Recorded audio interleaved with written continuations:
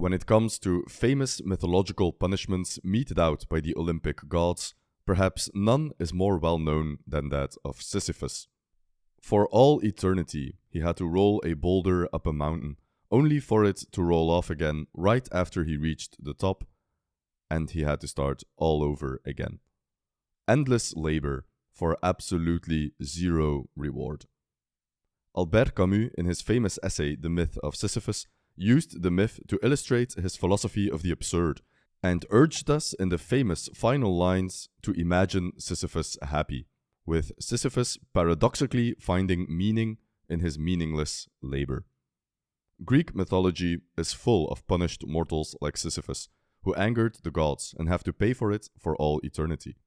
They serve as warnings. We should not anger the gods, and we should not tempt fate.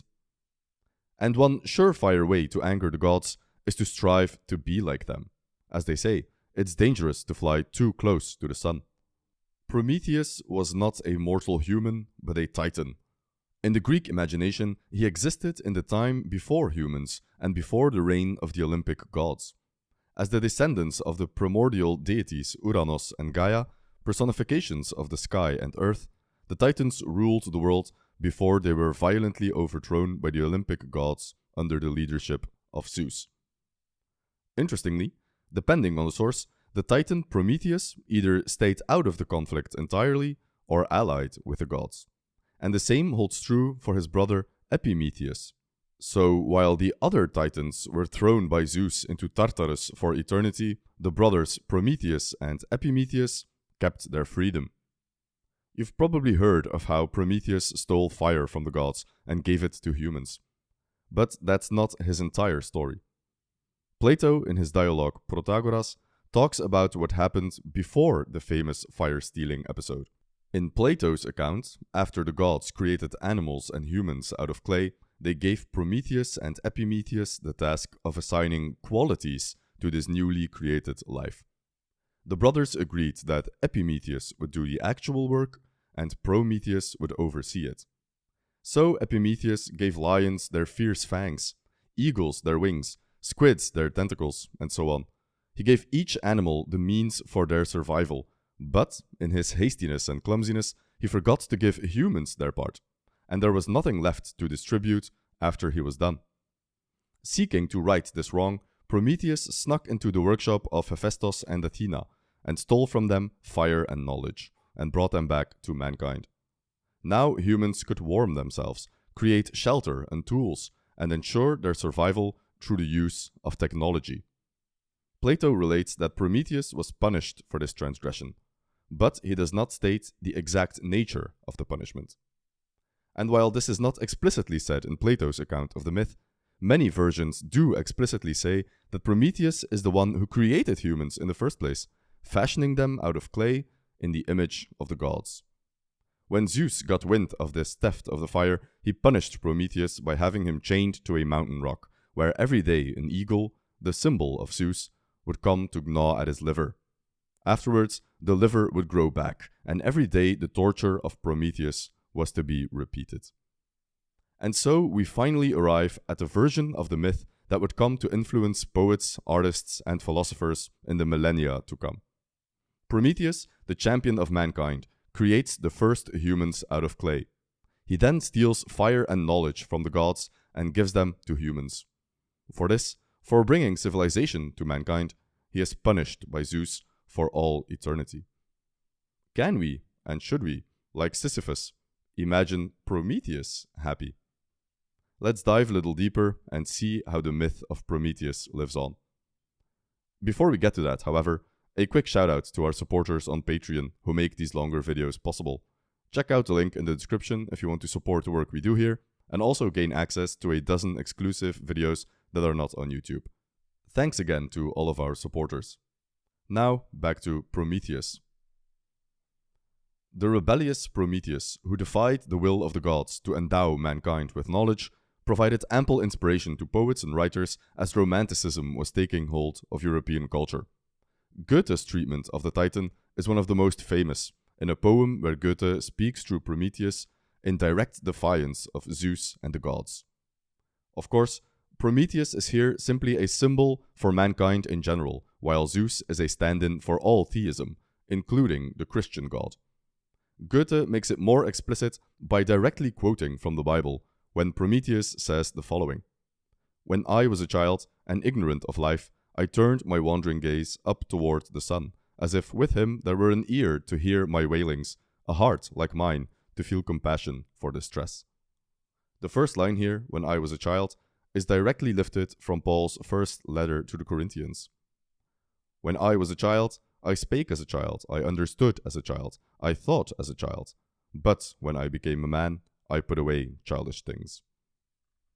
The sentiment in the stanza is also an ironic twist on the Bible verse. Prometheus is saying that a belief in God is childish, that as children we look up to the sky in the vain hope that we will find someone to comfort us in our suffering, a voice that listens to us. But as we grow up, we realize that we are alone in the cosmos. We put away childish things. Prometheus goes on to ask Zeus why he should honor him, in lines that drip with sarcasm. "I honor thee, and why? Hast thou ever lightened the sorrows of the heavy laden? Hast thou ever dried up the tears of the anguish-stricken?" And he goes on to say that not even the gods can overthrow omnipotent time and eternal fate, the true masters of our affairs. The final stanza summarizes the poem as Prometheus ultimately creates mankind, a race of mortals in his image, who will scorn the gods as he did himself.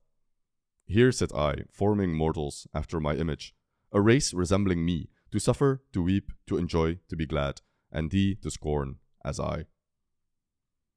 In Goethe's poem, Prometheus rises up as a figure that symbolizes mankind's growing up and awakening, throwing off the shackles of the gods and becoming master of his own destiny. Of course, Goethe conveniently leaves out the part where Prometheus gets his comeuppance from Zeus and is chained to a rock for all eternity. So let's look at a poet who did incorporate the punishment of Zeus into his poetry and how that affects the message. Some 40 years after Goethe's Prometheus, another poet took a shot at a depiction of the rebellious Titan, this time in English and fully in the spirit of Romanticism. We're talking of Lord Byron. Byron's Prometheus highlights different aspects of the myth than Goethe's. Where Goethe's Prometheus is more concerned with defiance of the gods, Byron highlights the sacrifice Prometheus has made in order to help mankind, and how he suffers for his transgression. The poem begins with the immortal Titan Prometheus taking pity on the sufferings of mortal mankind. Out of pity, he gave them fire and knowledge, and for this he was punished, chained to a rock, and tortured. Titan, to whose immortal eyes the sufferings of mortality, seen in their sad reality, were not as things that gods despise, what was thy pity's recompense? A silent suffering and intense, the rock, the vulture, and the chain. But Prometheus carries his punishment with decorum and grace. He remains silent throughout the torture, lest he gives Zeus the satisfaction of hearing his shouts of agony. All that the proud can feel of pain, the agony they do not show, the suffocating sense of woe, which speaks but in its loneliness, and then is jealous lest the sky should have a listener, nor will sigh until its voice is echoless. The defiant silence of Prometheus is how he ultimately proves to be the superior of Zeus, who tries to humble the Titan but remains unsuccessful. The tyrannical Zeus, by punishing Prometheus, is teaching us humans a very valuable lesson. And in thy silence was his sentence, and in his soul a vain repentance, an evil dread so ill dissembled that in his hand the lightnings trembled. By presenting mankind with the gift of knowledge, Prometheus showed us kindness, eased our suffering, and elevated us to the heights of the gods. Prometheus, silently tortured for all eternity, doomed to live forever, teaches us an important lesson. Thy godlike crime was to be kind, to render with thy precepts less the sum of human wretchedness, and strengthen man with his own mind, but baffled as the word from high, still in thy patient energy, in the endurance and repulse of thine impenetrable spirit, which heaven and earth could not convulse, a mighty lesson we inherit. Prometheus was kind to humanity, and for his troubles he was sentenced to eternal torture, the closest thing an immortal Titan will experience to death. But he bears his punishment with patient energy, with endurance, and with an impenetrable spirit that puts shame to Zeus, and makes a mockery of the might of the gods. In the second half of the final stanza, Byron compares Prometheus to mankind as he imparts a lesson to all of us. Thou art a symbol and a sign to mortals of their fate and force. Like thee, man is in part divine, a troubled stream from a pure source, and man in portions can foresee his own funereal destiny. Just like Prometheus, mankind is cursed with the gift of foresight. As Prometheus knew he would be punished by Zeus for his theft of the fire, so too we mortals know that one day we must die. But there is a mighty lesson we inherit from Prometheus, who bravely bears the burden of his bondage, who rebelled against the tyrannical Zeus in order to do what's right, who sought to improve the lot of mankind, and who knowingly accepted eternal torture as the consequence of his convictions. The lesson is that some things are worth it in spite of the inevitable end. Some things are worth the torture, worth the rock, the vulture, and the chain. And for us mortals, what we learn from Prometheus is that some things are worth dying for. His wretchedness and his resistance and his sad, unallied existence, to which his spirit may oppose itself, and equal to all woes, and a firm will and a deep sense, which even in torture can descry, its own concentered recompense, triumphant where it dares defy, and making death a victory. And so Prometheus, in Byron's treatment, becomes a symbol for life affirmation, for the idea that despite the inevitable end that all mortals share, that life is worth living, and that the infinite horizon of death has no power over those who are blessed with a firm will and a deep sense for making something out of life. The Promethean mindset entails taking existence, together with all its wretchedness, all its woes, all the struggle of our human spirit that may oppose it, and turn its final end, death, into a victory. A triumphant exclamation that suffering, whether in life or in endless vulture-inflicted torture, is ultimately worth something. And just like Prometheus brought fire and knowledge to mankind and paid for it in death, suffers in silence and says to himself, "It was worth it. We too must live our lives and find our purpose, our calling, our fire, our sacrifice, for which at the very end we can say, it was worth it." So far, we have looked at the myth of Prometheus from two distinct angles. First, Goethe, who stressed the hatred Prometheus harbored for the gods, representing the collective growing up of mankind and leaving the childish illusion of comfort from the heavens behind. Mankind as a new race of creatures, formed in the image of the Titan himself, who have no need for the gods. Prometheus here finds his victory and his happiness in liberating mankind from the shackles of God. Secondly, Byron, who showed us a defiant Prometheus who did what he felt was right in spite of the horrible punishment inflicted upon him afterwards, who sought to fulfill his destiny despite knowing that ultimately he would die some kind of death, a lesson for all of us in finding our life's purpose and chasing it relentlessly to the point where not even death can scare us away. Prometheus here finds his victory and happiness in teaching mankind the valuable lesson that life can serve a purpose beyond death. But there is another aspect to the Prometheus myth that we need to talk about.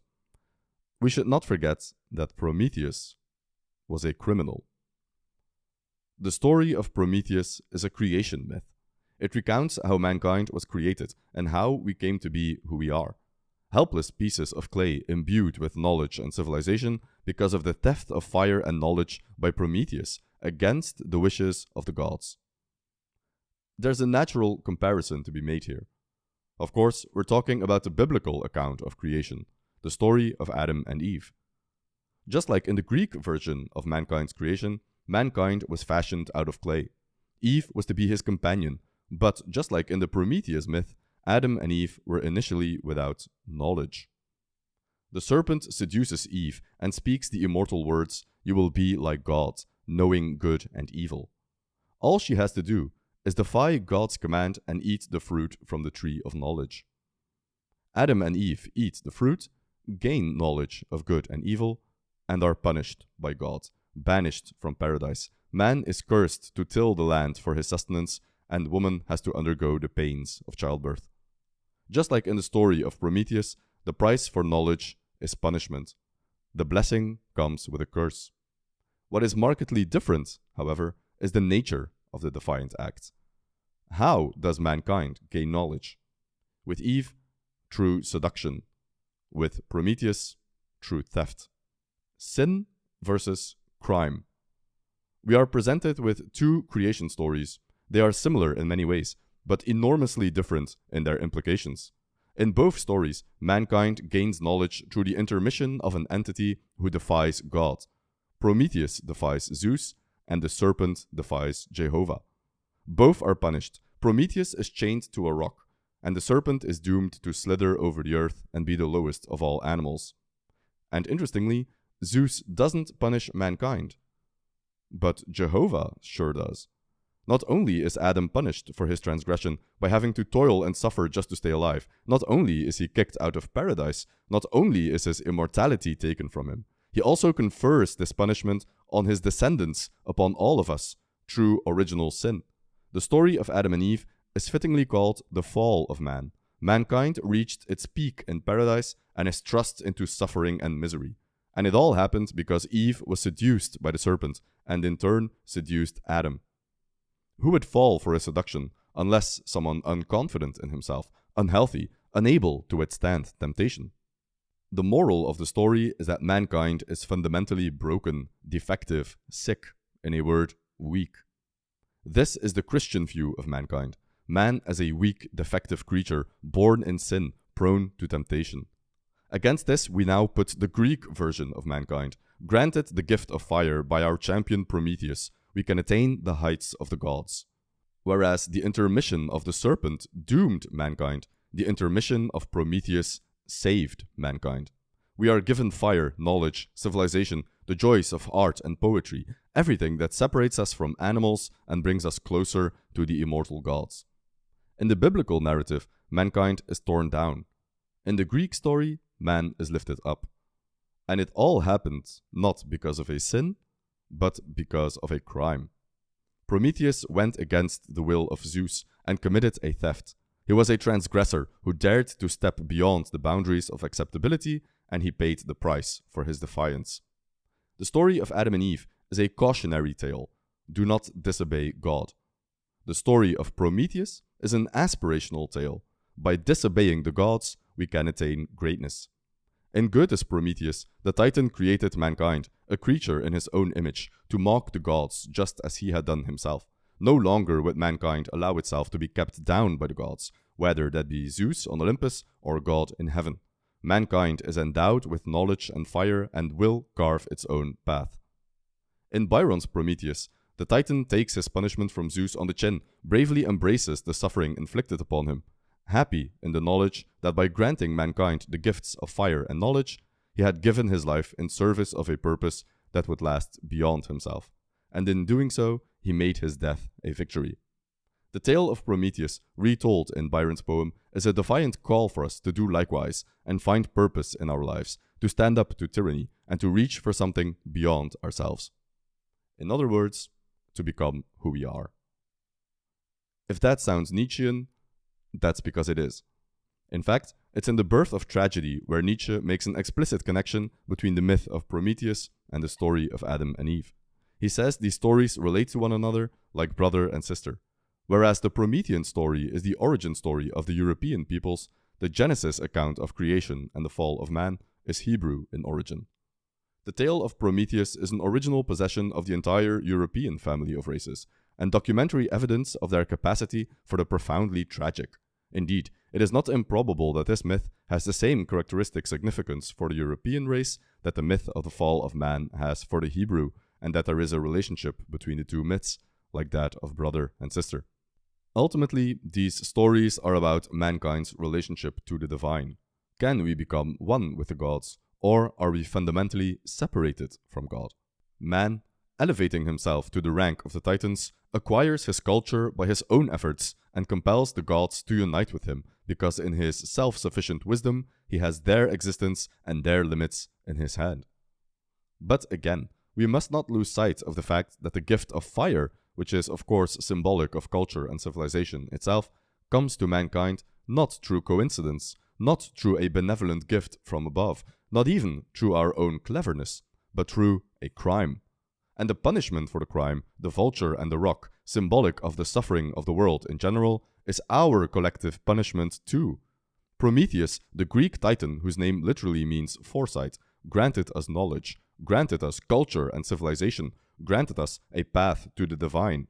But in doing so, he also granted us our own particular foresight, the knowledge that the world is a vale of tears and that we are all heading towards death. And thus, the first philosophical problem at once causes a painful, irreconcilable antagonism between man and God, and puts, as it were, a mass of rock at the gate of every culture.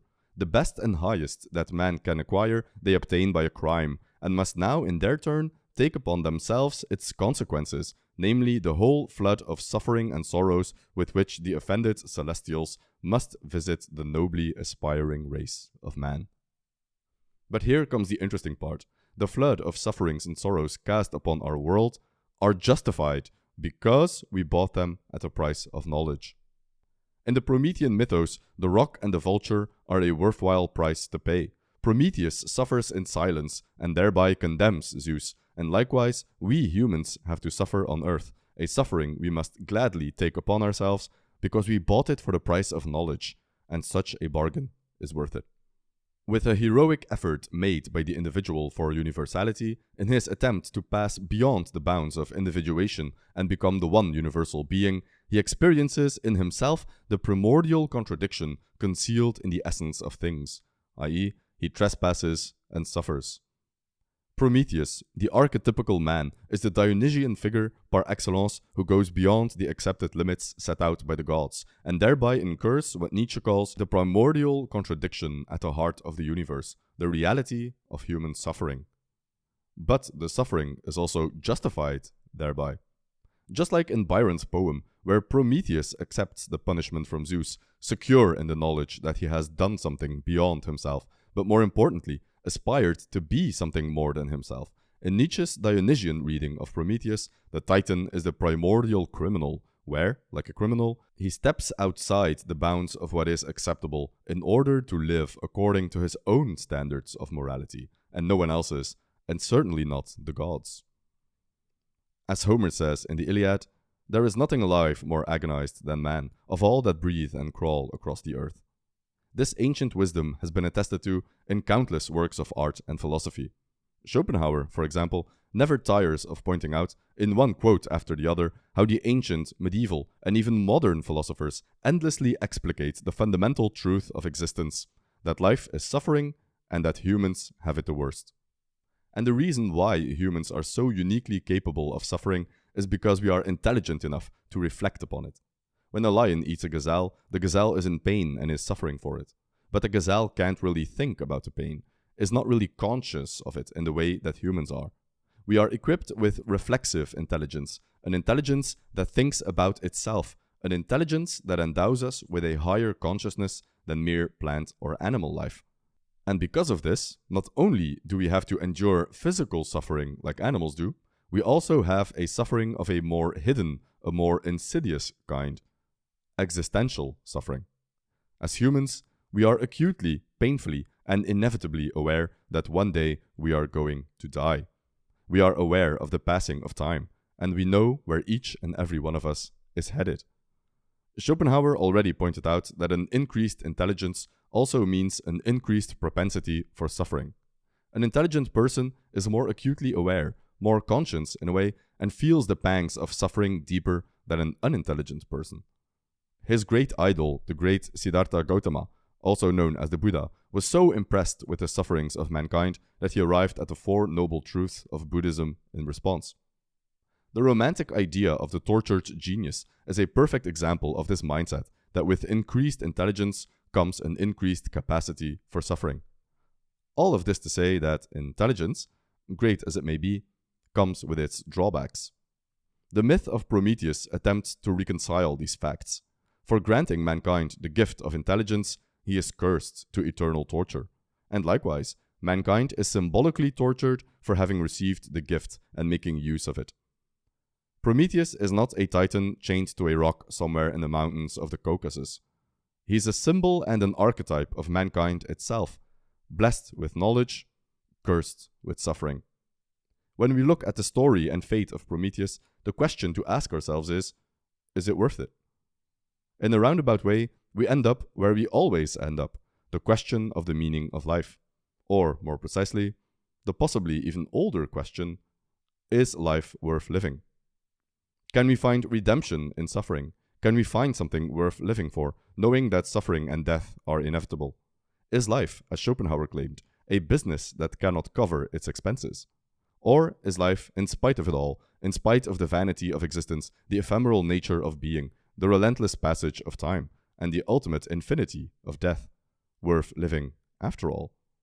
The pessimistic Schopenhauer thought that it would be better if nothing existed at all, and he loves to quote the ancient Greek wisdom of Silenus, who knew that the best thing is to never have been born, and the second best thing is to die early. The suffering of the world, of existence itself, is so great and insurmountable, the possible blessings of life so few in number and so weak in strength, that they cannot possibly overcome all the sufferings of life. Life, Schopenhauer says, is a very uneven trade. But as the Greeks came up with the Homeric adage that nothing suffers more than man, and that it's best to die early, those very same Greeks also invented the myth of Prometheus, the story of a titan who, in defiance of the gods, granted the helpless race of humanity the gift of fire, of intelligence, of civilization, and of art. And he bore his punishment willingly, knowing what would happen, and he let himself be chained against the rock for all eternity. Prometheus uncovered a deep truth about the human condition. He dove headfirst into the first philosophical problem that mankind ever asked itself. Is life worth living? And he answered with a triumphant yes. His act is symbolic of the striving of mankind, going further, venturing beyond itself, exploring open seas, and creating great art. The lesson we inherit from Prometheus is that life is worth living in spite of the suffering, that there is something out there worth living for, but, more importantly, worth suffering for. Blessing mankind with intelligence and the civilizing arts, he also cursed us with the foresight of our inevitable death. But the myth of Prometheus stands as a testament that the blessing and the curse are not each other's equals, that one is stronger than the other, that the blessing overcomes the curse. This is how we have to interpret Nietzsche's famous saying that we have our highest dignity in our significance as works of art, for it is only as an aesthetic phenomenon that existence and the world are eternally justified. The lesson of Prometheus is that everything that makes us human, artistic creation, technological advancement, the spirit of exploration and inquiry, is also what has the potential to lift us out of the veil of tears that we call the world, and that there is hope for something beyond ourselves, something that will eternally justify our existence here on earth, even if we all have to reach the same final destination. We have to gaze into the abyss, lock eyes with it, and resolve ourselves to go through it. In this Promethean way, as Byron wrote 200 years ago, we can truly be triumphant where we dare to defy, and turn death into a victory. And in this symbolic way, in the eternal struggle of striving humanity against the suffering of the world, we must imagine Prometheus happy. Thank you for watching. This video would have been impossible without the support of our Patreons. If you want to support the work we do here, take a look at our Patreon page and consider supporting us. You'll get access to a dozen exclusive videos, including a recently released review of Adam Nicholson's book, Why Homer Matters. Again, thank you for watching, and we'll see you in the next one.